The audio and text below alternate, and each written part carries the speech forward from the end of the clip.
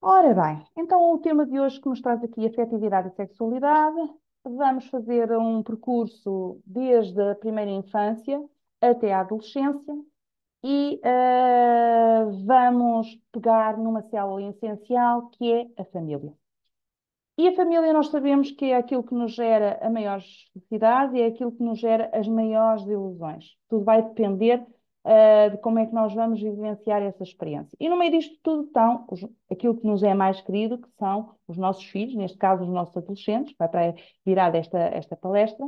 Ahm, e, portanto, nós, quando estivemos na quarentena, percebemos o que era estarmos todos em casa, uns mais, outros menos, com o companheiro ou companheira, com os filhos, com toda a gente dentro de casa, e sabemos os desaguisados que houve entre trabalhar, entre obrigar os filhos a fazer os trabalhos de casa, etc. Então, houve aí questões que as pessoas tomaram mais presentes ou que se tornaram mais conscientes.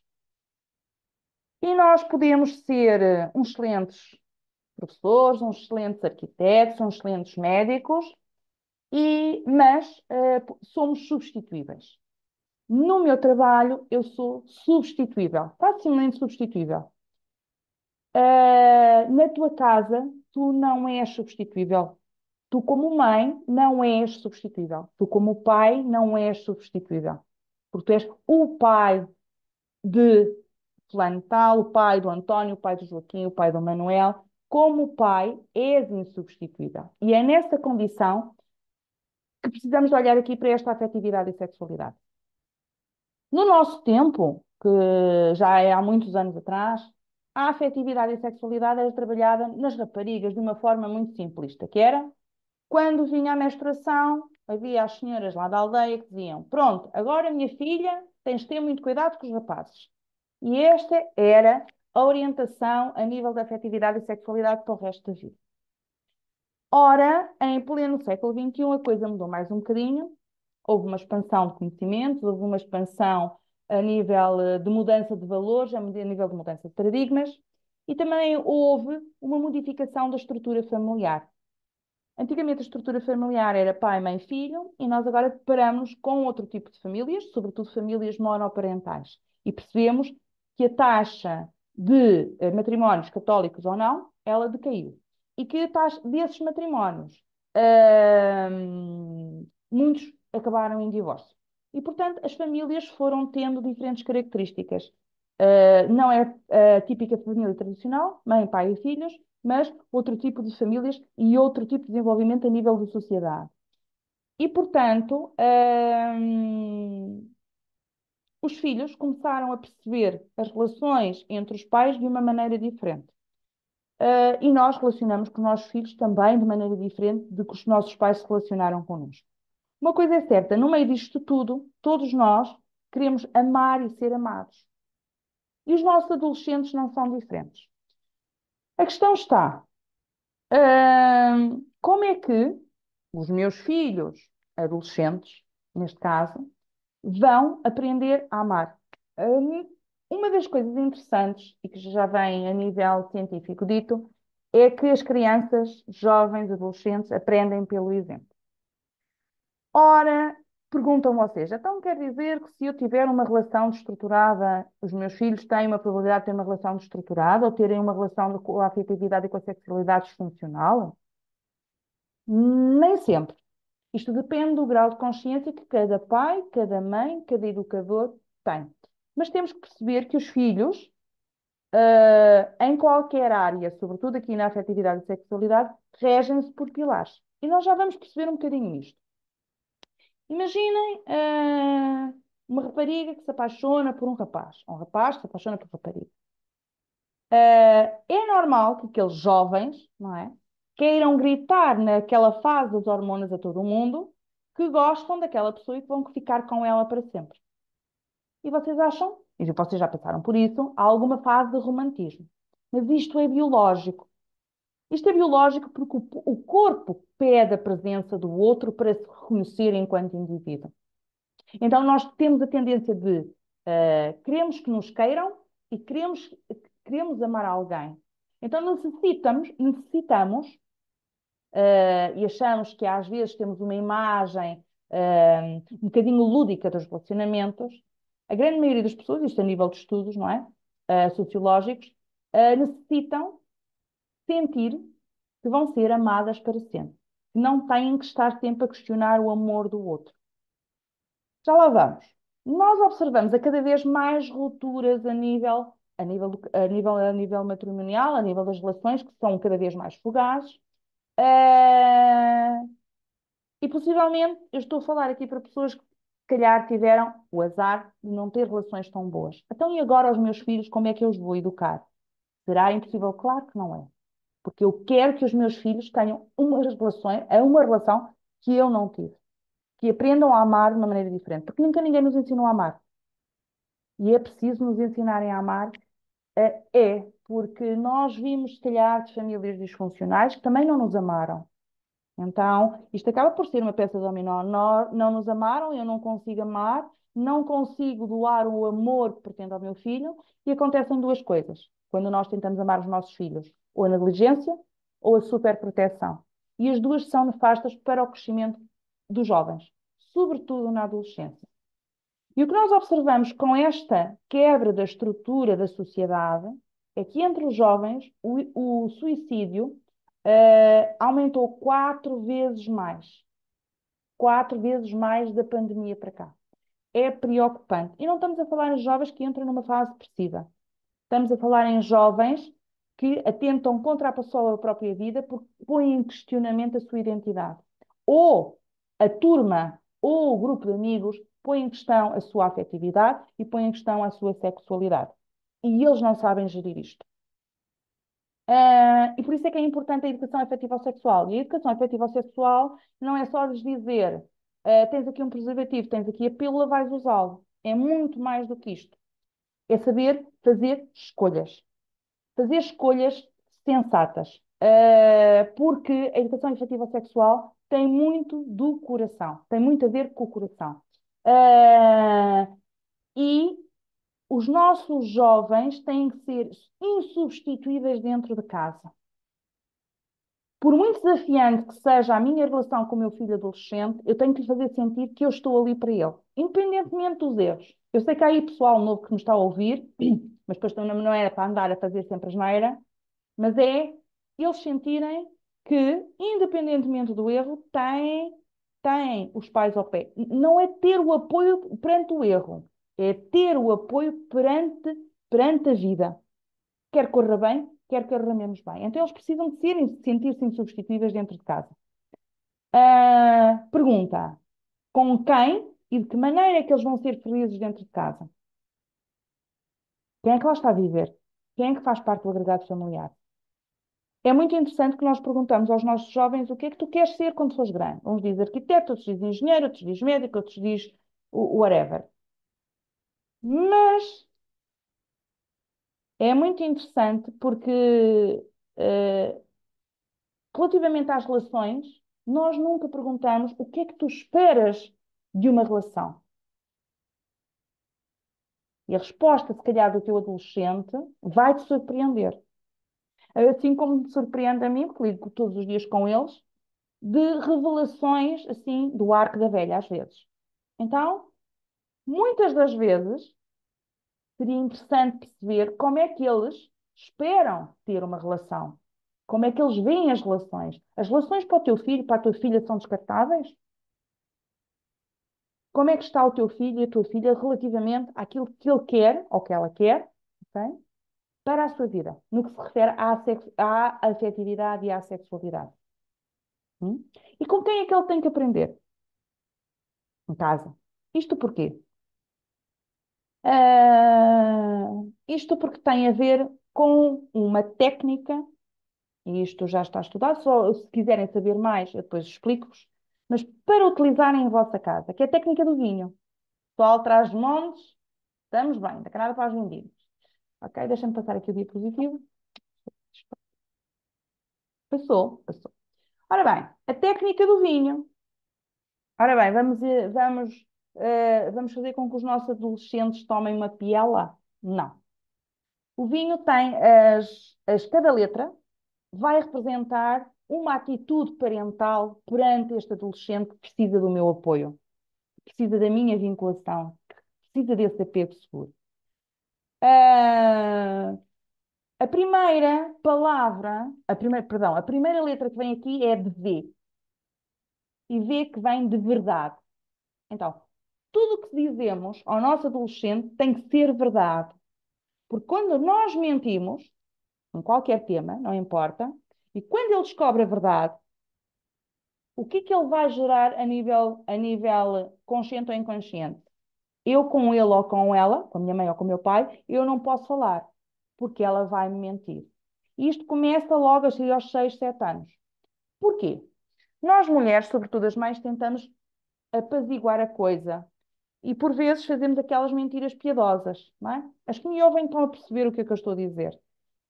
Isto vai evoluindo até à adolescência e acaba por ser um handicap, acaba por ser uma prisão, acaba por ser algo que não lhes é benéfico, porque a verdade para eles é importante.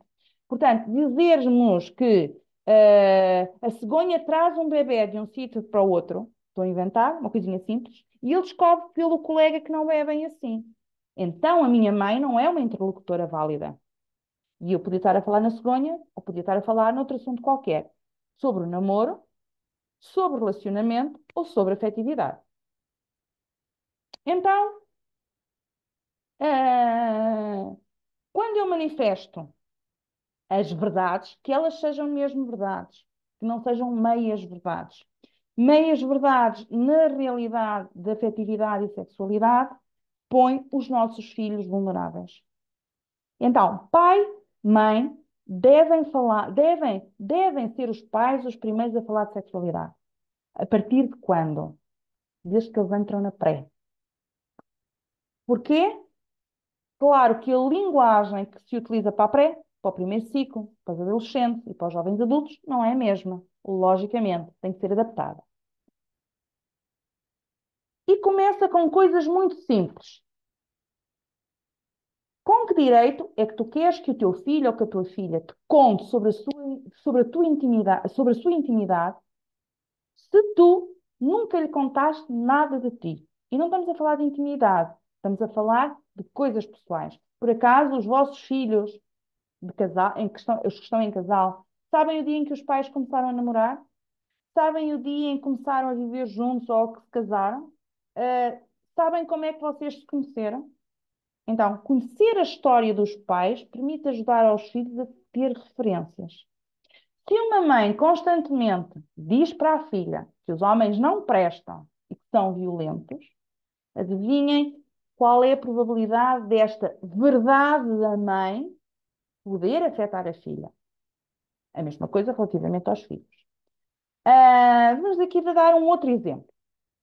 Nós somos todos muito ponderados, nós somos todos muito solidários, compassivos na casa dos outros. Mas vamos pôr isto na nossa casa. Imaginem que a vossa filha, de 15 anos, vos aparece grávida. Pergunto-vos, o que é que vocês vão fazer?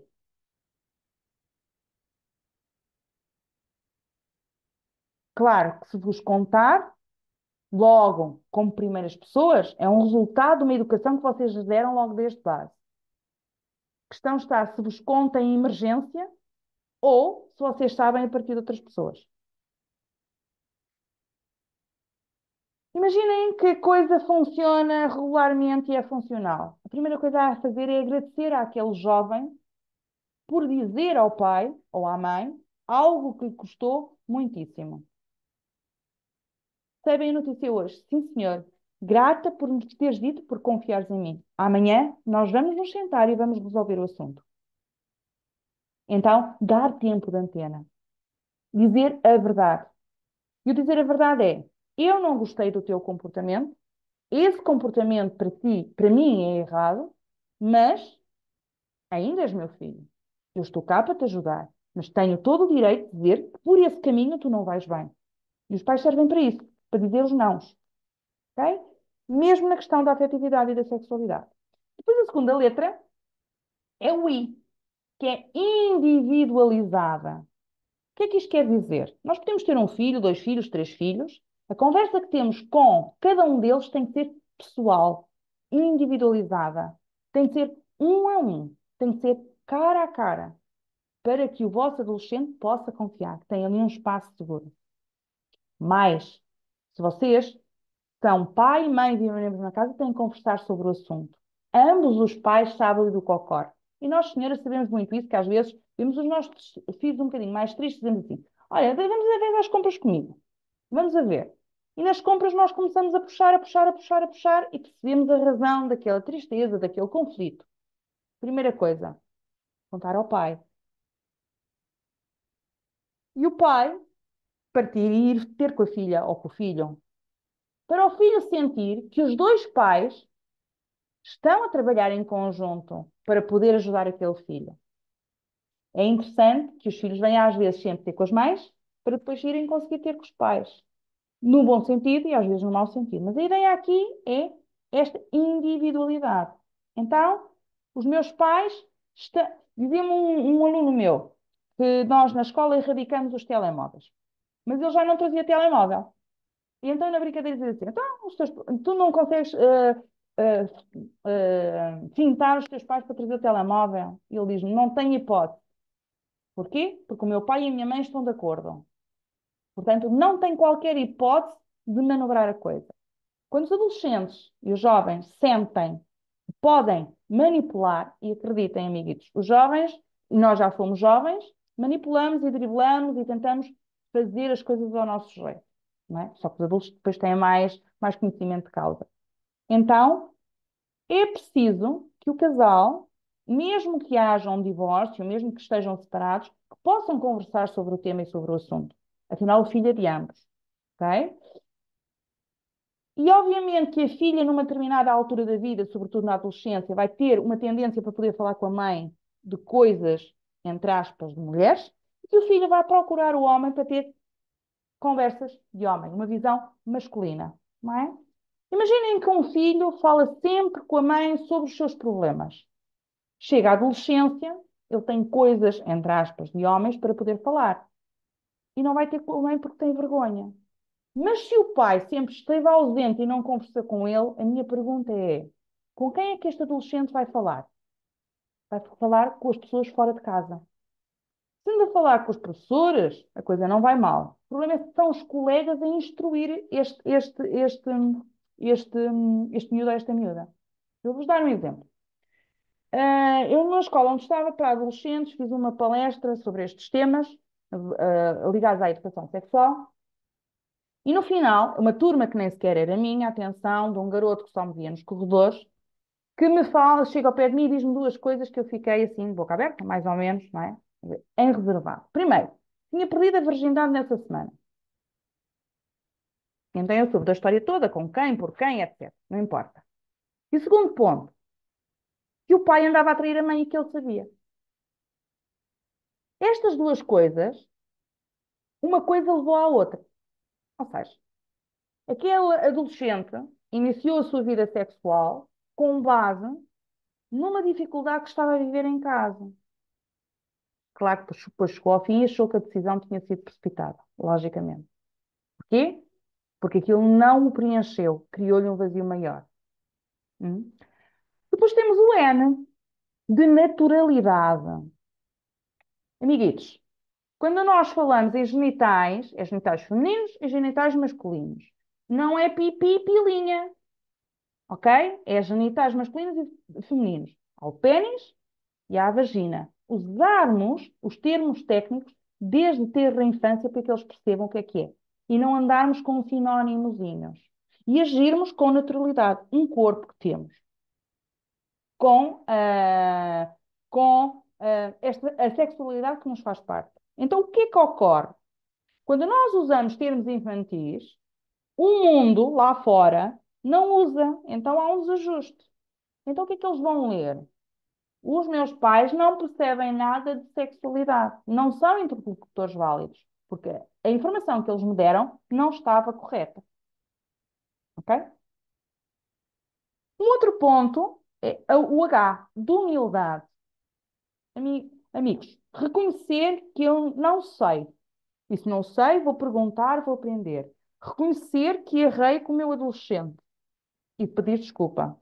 Porque esta questão da humildade é bastante importante quando se trabalha temas de afetividade.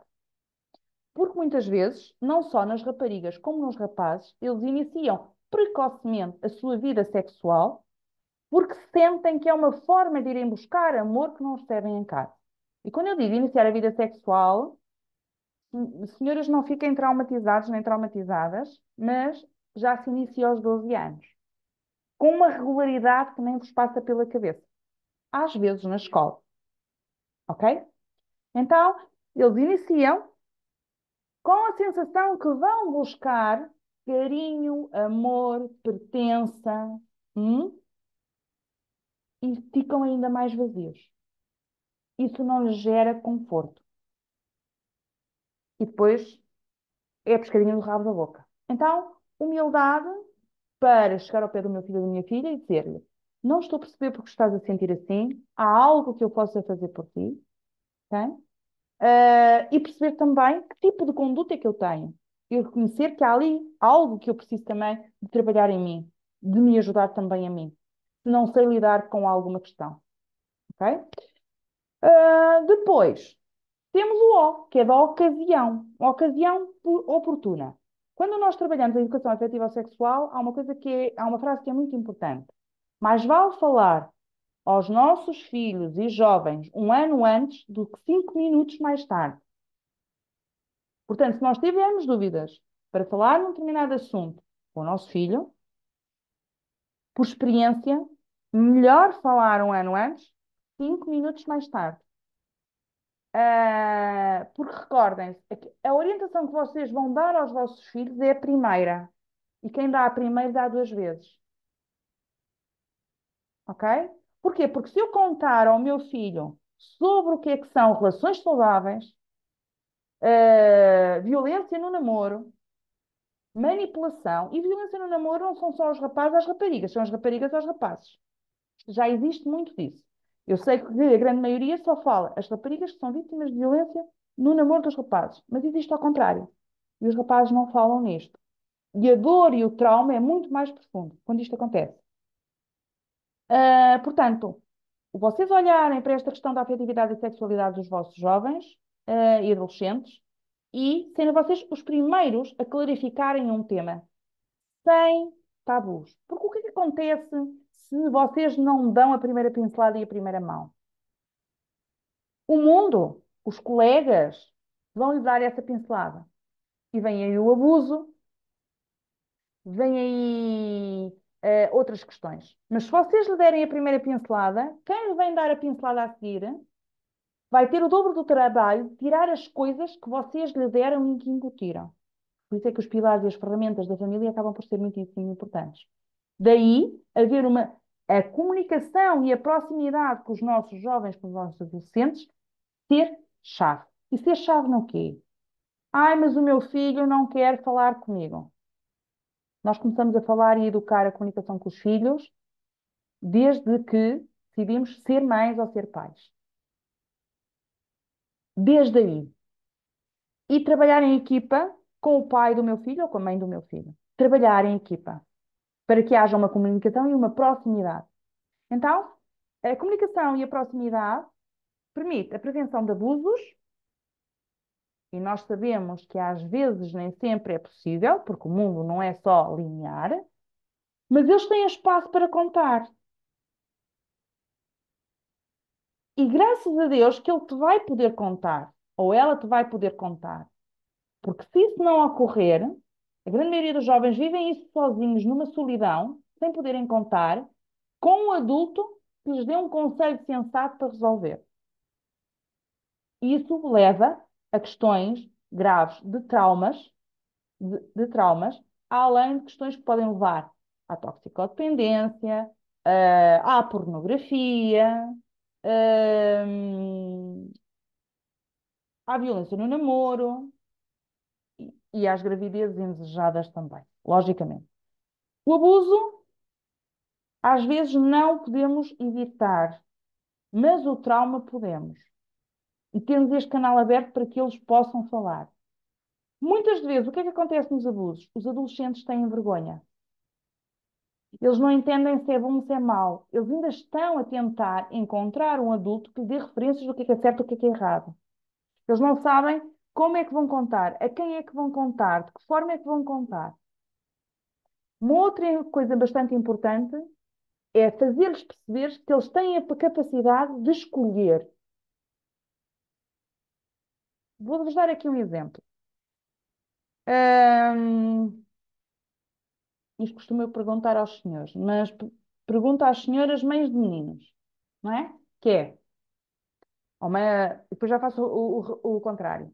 Se eu vos perguntar a vocês qual é a mulher que vocês idealizam para os vossos filhos, gostaria que vocês escrevessem aí quais são as características que vocês idealizariam para a mulher dos vossos filhos. E agora, os senhores, ao contrário. Quais são as características que vocês idealizariam para a mulher, o homem das vossas filhas? Muito bem. Depois de escreverem isso, perguntem se vocês são esse homem e essa mulher. Porquê? Porque eles vão seguir o exemplo que recebem. Então, se o pai é o primeiro homem da minha vida, neste caso das meninas, não é? É aquele que me ama, como é que ele me dá amor? Como é que ele me dá amor? Como é que ele me reconhece? Então, o que é que isto biologicamente e psicologicamente já foi trabalhado? O que é que a menina vai buscar? O que é que a menina vai escolher? Vai escolher um homem que queira igual ao pai. Isto já está explicado a nível da psicologia. Então, eu espero pelo rapaz que me queira como o meu pai. Tramado, não é? Os meninos, exatamente ao contrário. Ou seja, é preciso ajudar a curar estas feridas. Não afetam o corpo e afetam a alma. É preciso ajudar a curar estas feridas. É preciso que eles tenham um canal aberto para poder contar as coisas. Mas contar as coisas e recorrer a quem devem, não a quem não devem. Quem é que deve conhecer a intimidade do filho? O pai e a mãe. Então, os nossos filhos, de quem é que devem aprender? Supostamente de nós. Pergunta, aquelas perguntas famosas que o pessoal costuma fazer. Há meias laranjas? Vou encontrar alguém para mim? Não é? Os adolescentes têm muito disto, das paixonetas. Será que eu nunca vou ter ninguém? Será que não vou encontrar alguém para mim? Será que só há uma pessoa para mim que já está destinada? Eu não te consigo responder a isso. Há várias pessoas que vão circular no teu caminho, mas tu tens que escolher, porque amar é uma escolha, é uma decisão. Eu posso escolher amar ou não escolher amar. Nós confundimos escolha com sentimento. Amar é uma escolha. E hum, vocês escolhem um ou escolhem uma? E o que é que faz único? A vossa escolha. A vossa escolha é que faz única a pessoa que vocês escolheram. Isto não tem nada a ver com algo romântico, isto tem a ver com liberdade. Eu escolho-te. E depois tento cumprir essa decisão até ao fim. Então, estas questões, falamos aqui pouquinho de afetividade e sexualidade, só estas letras para que vocês percebam o que é fundamental trabalhar com os vossos adolescentes. Ah, e perceber que a família em crise provoca rupturas na forma como os adolescentes, como as crianças, veem a vida, veem as relações, veem a sua afetividade e veem a sua sexualidade. Não é por acaso que nós temos um aumento das ideologias de género. E teríamos outro live para fazer. Mas hoje é simplesmente a partilha que eu tenho aqui para vocês. Ok? E agora vamos parar aqui a gravação.